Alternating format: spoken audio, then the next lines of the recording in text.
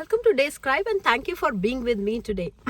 आज इस बार वीडियो थोड़ा सा डिले है क्योंकि यहाँ पे ना मौसम चेंज होने की वजह से फ्लू बहुत ज़्यादा चल रहा है और घर में एक एक करके पहले मेरा बेटा स्कूल जाता है वो, तो वहाँ से फ्लू उसको हुआ, फिर उसके बाद हम लोगों को हो गया। तो बस ऐसे करते करते, और जब फ्लू हो जाता है ना तो बिल्कुल शूटिंग नहीं हो पाती, किसी भी चीज़ को मैं शूट कर ही नहीं पाई। और अब है मंथ का स्टार्टिंग और इस समय मेरे को जाना होता है। जो भी सामान मैं लिस्ट बना लेती हूँ, जो जो ख़त्म हो जाता है उसको हम लोग कॉस्को से, फर्स्ट मेरा प्रेफरेंस रहता है कि मेरे को सारा सामान कॉस्को से मिल जाए। और वहाँ से जो बचता है, जो इंडियन स्टोर्स का स्पेसिफिक मुझे कुछ इंडियन चीज़ें खरीदनी होती है, तो उसके लिए मैं इंडियन स्टोर जाऊँगी और वहाँ से मैं परचेज़ करूँगी। तो जो सामान परचेज़ करूँगी आप लोगों के साथ ज़रूर शेयर करूँगी। तो चलते हैं और देखते हैं आज का दिन मेरा कैसा निकलता है। तो लेट्स गो। आज सुबह से बारिश हो रही है और मौसम भी बहुत ग्लूमी है। लेकिन बात जहाँ शॉपिंग की आती है ना, वहाँ पे I am always very positive. So I always enjoy। So shopping is the best remedy to boost your mood. ये जो आप मुझे अभी करते देख रहे हैं, ये मैंने किया था कल। एक बहुत ही टाइम से पेंडिंग काम था। एज़ यू नो, अगर जो लोग पिछले व्लॉग्स देखते हैं उनको मालूम होगा कि मैंने शिफ्ट करना था, लेकिन मैं नहीं कर पा रही अभी। तो हम लोगों ने उसके कारण ना अपना डाइनिंग टेबल खोल दिया था, तो वो अनअसेंबल किया। लेकिन अब क्रिसमस भी आ रहा है आगे और मेरे को अपना क्रिब भी लगाना है और साथ में डाइनिंग टेबल की ज़रूरत भी है। तो मैं और मेरे हस्बैंड इस काम को करने के लिए अब लग गए हैं। वैसे भी अगर टीम वर्क हो तो वो काम जल्दी भी हो जाता है और मज़ा भी आता है करने में। तो अब हम दोनों ही अपना पावर मोड ऑन कर रहे हैं और ये सारे काम को हम फटाफट कंप्लीट कर रहे हैं। मेरा अभी भी बहुत सारा सामान ऐसा पैक पड़ा है जो मेरे को ज़रूरत पड़ती है, लेकिन मुझे अब ये समझ नहीं आ रहा कि कौन सा सामान किस कार्टन में मैं पैक कर चुकी हूँ। लेकिन अभी हिम्मत भी नहीं हो रही कि उन कार्टन्स को मैं दोबारा खोलूँ, because we you never know कब आपको एक अच्छा घर मिल जाए और आपको शिफ्ट करना पड़े, क्योंकि आज नहीं तो कल मुझे शिफ्ट तो यहाँ से करना ही है। So we are looking for that. हर दिन हम लोग खोज रहे हैं घर को और ये हो गया है हमारा डाइनिंग टेबल तैयार। तो आ गई हूँ मैं कॉस्को से अपनी शॉपिंग करके और इंडियन स्टोर में आज नहीं गई। वो जब जाऊँगी आप लोगों को लेके चलूँगी वहाँ पे, बिकॉज़ इंडियन स्टोर मैं नॉर्मली जाती हूँ या तो लेस्टर या फिर लंदन में और या फिर बर्मिंघम में। तो वो 2-3 महीनों के बाद ही सारा सामान आता है। तो आज मुझे कुछ चाहिए नहीं था तो मैं गई नहीं वहाँ पे। तो आइए मैं आपको दिखाती हूँ कि मैं कॉस्को से क्या लेके आई हूँ। ये मैं लाती हूँ आलू, ये 7.5 केजीज़ का एक पैक होता है। मेरा पूरा महीना बड़े आराम से चल जाता है और ये स्टे करते हैं। अच्छा, मैं यहाँ पे ये पोटैटोज़ लाती हूँ, वो लाती हूँ मैरिस पाइपर के। और जो मैरिस पाइपर पोटैटोज़ होते हैं ना, वो एक्चुअली बहुत अच्छे होते हैं। इससे आप पराठे बना लो या सब्ज़ी बना लो, वो बिल्कुल वैसे ही बनेगी जैसे इंडिया में आप लोगों के पास हम लोग आलू खरीदते हैं ना, तो बिल्कुल उसी टेस्ट के ये होते हैं। बाकी मेरे को और कोई पसंद नहीं आता यहाँ पे आलू, तो मैं यही खरीदती हूँ। और एक ये लाई हूँ मैं, ये चॉकलेट बीन्स होती हैं और इसके अंदर ये आप हॉट चॉकलेट भी बना सकते हो और कोल्ड मिल्क में भी इसको ले सकते हो। लेकिन इसका ये होता है कि अगर आपको इसको ठंडे दूध में बनाना है तो आपको इसको बॉइलिंग वाटर में थोड़ा सा डिज़ोल्व करके इसका एक पेस्ट बना के तब आपको इसमें ठंडा दूध डालना है, और ये एक्चुअली बहुत टेस्टी होता है।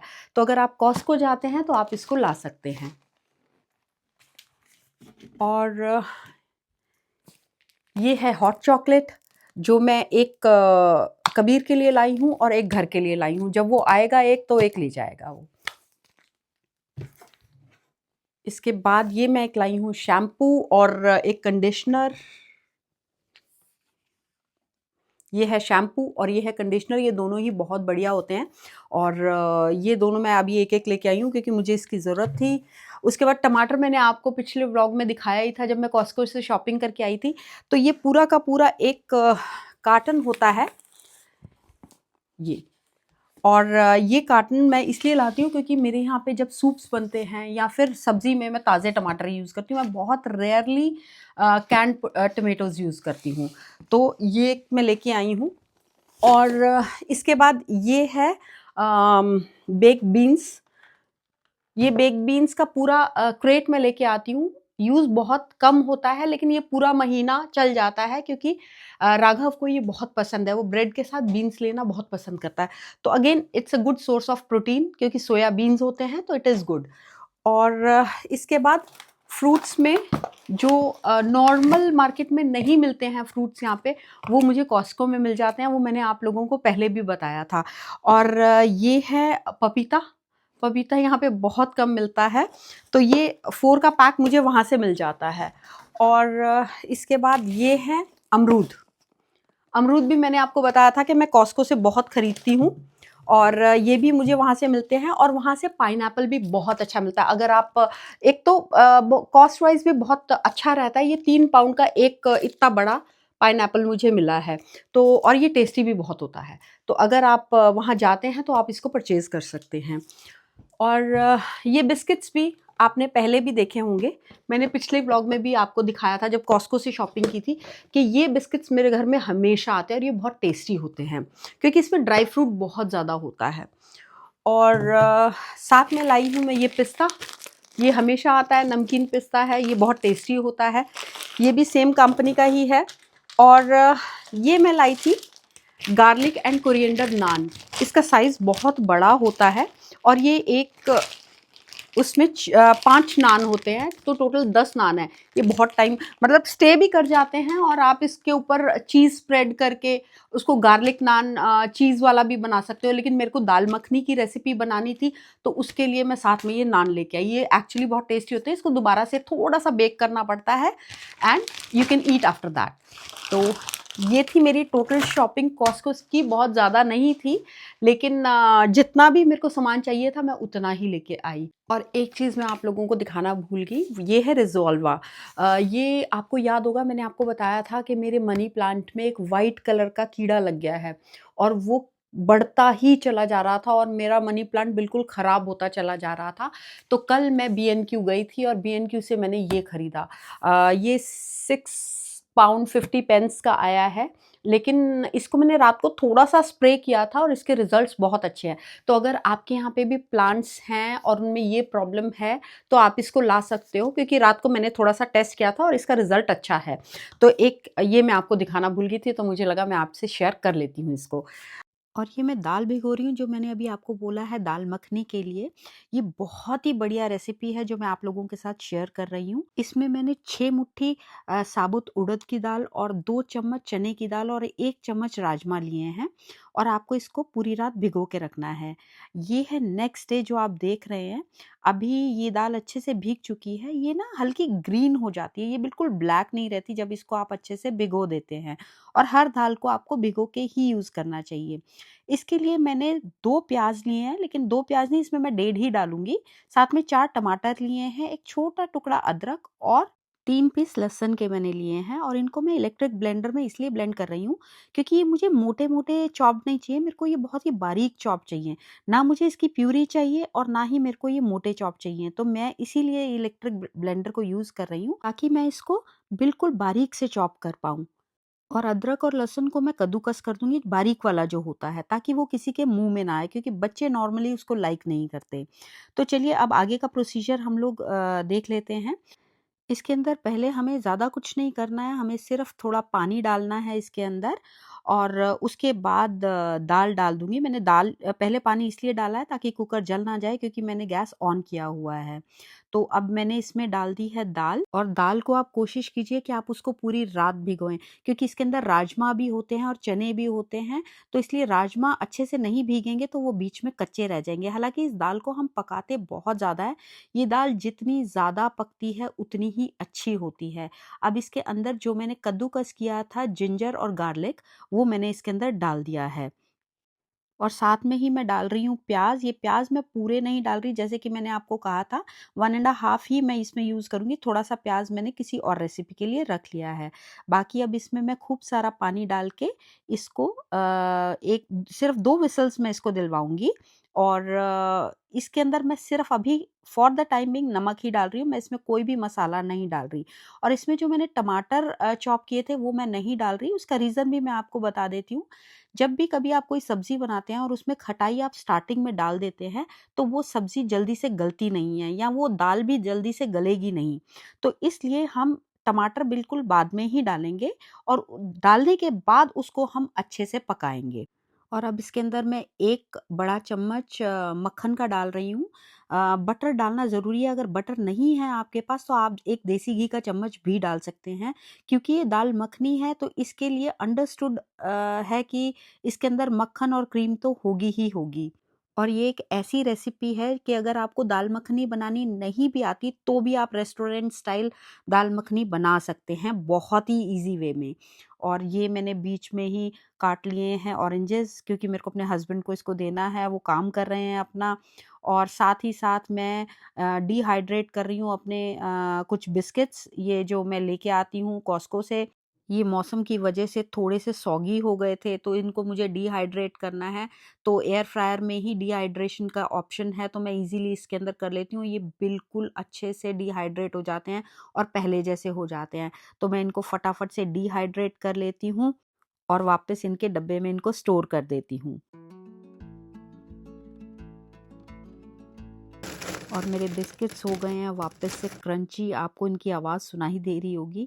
और इसको मैं फटाफट से एयर टाइट डब्बे में स्टोर कर देती हूँ। आपके कभी बिस्किट्स ऐसे हो जाते हैं और एयर फ्रायर नहीं है, डिहाइड्रेशन की फैसिलिटी अवेलेबल नहीं है, तो इन दिस केस आप माइक्रोवेव में भी कर सकते हैं, कढ़ाई में भी कर सकते हैं। इट ऑल डिपेंड्स, आपके पास जो कुछ भी अवेलेबल है उससे आप इनको क्रंची बना सकते हैं। और अभी राघव को खानी है गार्लिक ब्रेड, तो मैं लाई हुई थी, ये लिडल से मैं लेके आई थी और ये बहुत ही टेस्टी होते हैं। तो इनको सिर्फ एयर फ्राई ही करना होता है, इसके अंदर कोई एक्स्ट्रा बटर नहीं जाता, कुछ भी नहीं जाता। ये जैसे आते हैं वैसे ही इनको एयर फ्राई करके इनको आप खा सकते हैं। ये काइंड ऑफ पिज़्ज़ा की तरह बन जाता है और इसका टेस्ट भी वैसा ही होता है, क्योंकि इसके ऊपर मोज़रेला चीज़ होता है। और अगर कोई घर पे आए तो आप उसको भी ये सब चीज़ें सर्व कर सकते हैं, क्योंकि ये गार्लिक ब्रेड टेस्ट वाइज़ तो अच्छी होती है, लेकिन ये बन भी बहुत ही जल्दी जाती है। अगर आपके पास एयर फ्रायर नहीं है तो आप बेक कर सकते हैं इसको, अगर नहीं वो भी नहीं है तो आप इसको माइक्रोवेव भी कर सकते हैं, तो सभी से ये रिज़ल्ट्स ऑलमोस्ट सेम ही देगी। तो ये बन के तैयार हो गई है, आप देख ही रहे हैं कितनी अच्छी लग रही है। ये जितनी अच्छी देखने में लग रही है उतना ही टेस्ट इसका खाने में भी होता है, और ये राघव की फ़ेवरेट है। इवन ये कबीर की भी फ़ेवरेट हैं, जब वो होता है तो उसको भी गार्लिक ब्रेड बहुत पसंद है।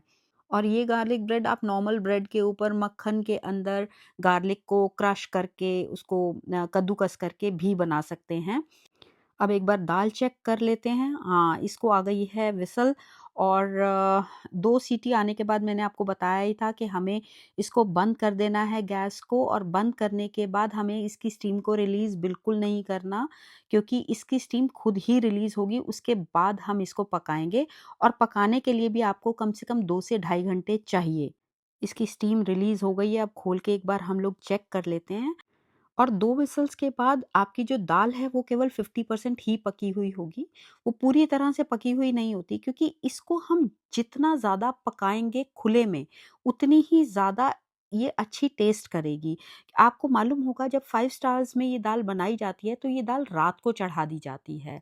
अब इसके अंदर मैं डाल रही हूँ टमाटर, ये है राइट स्टेज इसमें टमाटर डालने की, क्योंकि ये ऑलरेडी 50% पक चुकी है। अभी हमें इसको 2 घंटे के लिए और पकाना है, तो 2 घंटे में इसमें टमाटर पकते रहेंगे, उनका भी कच्चा टेस्ट निकल जाएगा और साथ ही दाल भी पकती रहेगी और उसके अंदर भी वो टेस्ट आ जाएगा।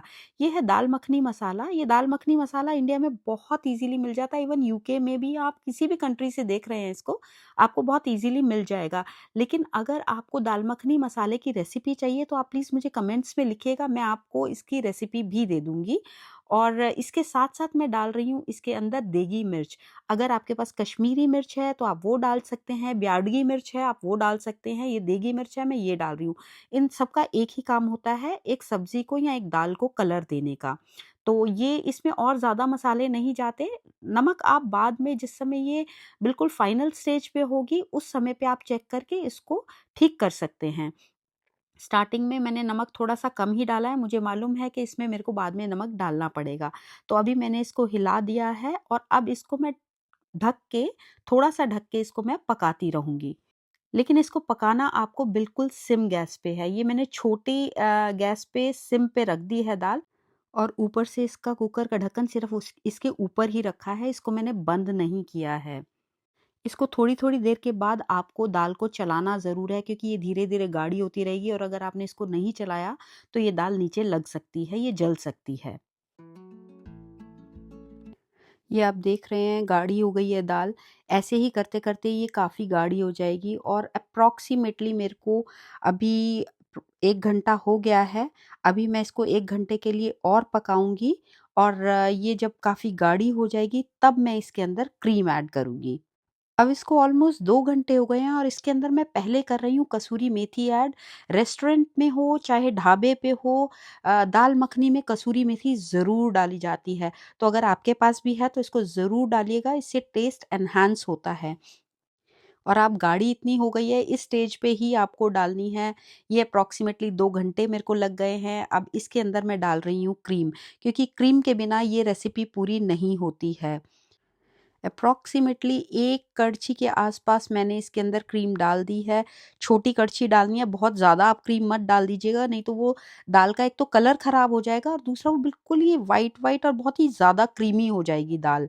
तो आप देख ही रहे हैं मैंने जितनी भी क्रीम डाली है इसके अंदर, इसका अप्रॉक्सिमेटली ऐसा कलर आ जाता है और इसको अब मैं थोड़ा-सा और 5 मिनट पकाऊँगी क्योंकि क्रीम डालने के बाद इसको ज़्यादा नहीं पकाया जाता है। और इसके अंदर मैं डाल रही हूँ आधा चम्मच मक्खन, क्योंकि थोड़ा-सा मक्खन मैंने स्टार्टिंग में डाला था और थोड़ा-सा मैं अभी डाल रही हूँ। तो इसके अंदर मैंने कोई और रिफाइंड ऑयल या ऑलिव ऑयल मैंने कोई भी तेल इस्तेमाल नहीं किया है। इसके अंदर मैंने सिर्फ़ मक्खन और क्रीम का ही इस्तेमाल किया है, जिसकी वज़ह से इसका टेस्ट बहुत अच्छा आता है। अगर आपके पास गरम मसाला है, तो आप इसको जिस समय बंद करेंगे तो इसके अंदर गरम मसाला भी आप डाल सकते हैं।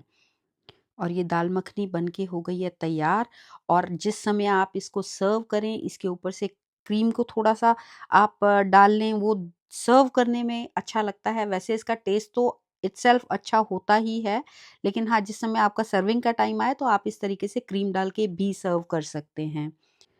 मेरे चावल ख़त्म हो गए थे मेरे डिस्पेंसर में, तो मैं अभी चावल लेके आई थी। इस बार मैं सिर्फ़ 5 केजी का ही पैक लाई हूँ क्योंकि बारिशें चल रही हैं, तो मैं ज़्यादा लेके नहीं आई। तो इसलिए मैंने कहा फटाफट से मैं इसके अंदर डिस्पेंसर के अंदर चावल डाल लेती हूँ। अगर आपको भी चावल का ऐसा डिस्पेंसर चाहिए हो तो आप खरीद सकते हैं क्योंकि मेरे पास ये पिछले 1 साल से है और ये बहुत कन्वीनिएंट रहता है। इसके अंदर अप्रॉक्सिमेटली 12 किलो चावल एक साथ आ जाते हैं। इसमें मैंने अभी सिर्फ़ 5 केजी चावल डाला है, तो आपको अंदाज़ा लग ही रहा होगा कि इसके अंदर काफ़ी चावल आ जाता है। तो अगर आप 10 केजी का भी पैकेट लाते हैं, तो वो भी इसके अंदर आप ईज़िली डाल पाते हैं।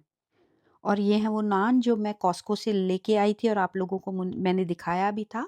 इनके ऊपर ऊपर मैंने हल्का-सा मक्खन डाल दिया है और 2 नान मैं एक टाइम पे बेक होने के लिए लगा रही हूँ और इन नान को मैं सिर्फ़ 5 मिनट के लिए बेक करूँगी। 10 मिनट के लिए मैंने प्री हीट किया था इस अवन को और अब 5 मिनट के लिए मैं इसको हीट कर रही हूँ। 5 मिनट हो गए हैं और नान भी तैयार हो गए हैं। और इनको मैं निकाल के हल्का-सा ब्रश कर लूँगी बटर के साथ और इसको मैं सर्व कर दूँगी। इनको मैंने पीसेज़ में काट दिया है और मैं हॉटकेस में इसको रख के फिर मैं खाना सर्व कर देती हूँ। और इस व्लॉग का मैं करती हूँ यहीं एंड। नेक्स्ट व्लॉग में आप लोगों से मिलती हूँ। अगर वीडियो पसंद आई हो तो चैनल को सब्सक्राइब कीजिएगा, लाइक कीजिएगा और कमेंट कीजिएगा। नेक्स्ट वीडियो तक के लिए गुड बाय।